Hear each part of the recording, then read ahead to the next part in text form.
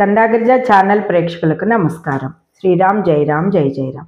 ఫిబ్రవరి 1వ తారీఖు నుంచి ఫిబ్రవరి 28వ తారీఖు వరకు కుంభరాశి వారి ఫలితాలను పరిశీలించుకుంటే వీరికి 2 సార్లు పంచగ్రహ కూటమితోటి ప్రయాణం జరుగుతుంది ఈ మాసం అంతా కూడా.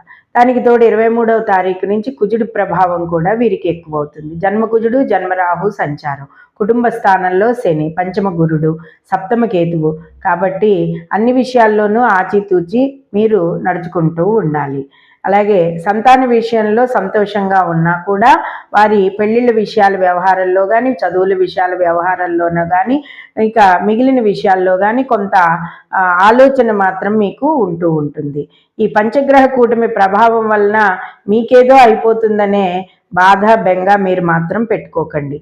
ఎందుకంటే ఈ జన్మదశలు బాగున్నప్పుడు కొన్ని ప్రభావాలు మన మీద పడకపోయే అవకాశం కూడా ఉంటుంది. ముఖ్యంగా దైవం తోడుండాలి.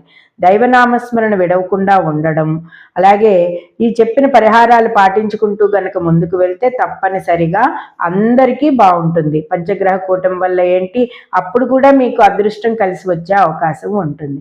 60 ఏళ్ల పైబడిన వాళ్ళు ఎవరైనా సరే, అనారోగ్య రీత్యా ఉన్నవాళ్ళు మాత్రం మృత్యుంజయ హోమం చేయించుకోండి. పంచముఖి ఆంజనేయ స్వామి, దుర్గాదేవి యొక్క కుంకుమార్చన, లలితా సహస్రనామ పారాయణ, ఆంజనేయ స్వామికి గంధ సింధూరంతో, తమలపాకుతోటి, మన్య సూక్తంతో పూజించుకోవడం వలన సకల సమస్యల నుంచి గట్టెక్కుతారు. కుంభరాశి వారికి వివాహాలు కుదరడానికి కూడా అవకాశాలు ఉన్నాయి. ఇంత పంచగ్రహ కూటమి నడుస్తున్నా కూడాను. చేత భయాందోళన పడకండి. అనవసరంగా ఎటువంటి టెన్షన్లు పడి మీదకి తెచ్చుకోకండి. ఏ వేదన తొలగడానికైనా అతి గొప్పదైన మంత్రం రామ మంత్రం. ఈ రామ మంత్రాన్ని స్మరించుకుంటూ ఉండండి. మీకు ఏ గ్రహ దోషాలు అంటవు. అన్ని పనులు సకాలంలో సవ్యంగా పూర్తి చేసుకోండి.